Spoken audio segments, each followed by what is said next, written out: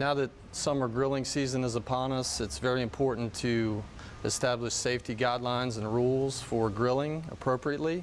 One of the most important things for grilling in the summertime is that we're looking for at least 15 feet away from any structure, because every summer around this time we get fires that start on balconies, that extend up into attic areas, and a lot of times people only have to walk away for 1 minute and a fire can get out of control. When you're using a propane grill in the summertime, it's very important, especially the first time you're going to use a grill, inspect your propane cylinder for leaks thoroughly.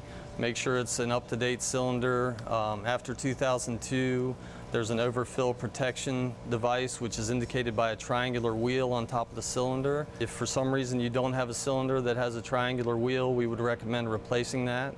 The two most important things about charcoal grilling are the lighter fluid and the disposal of the ashes. So first, the fluid, we only recommend approved lighter fluid. Of course, we don't want that stored anywhere but a safe location outside the house. You should only use the appropriate amount of fluid, no more, and don't use the fluid once the fire is lit. As far as disposal of the ashes, those ashes can take a couple days to cool down. So when you dispose of the ashes, it's very important to put them in a metal container or a non-combustible container.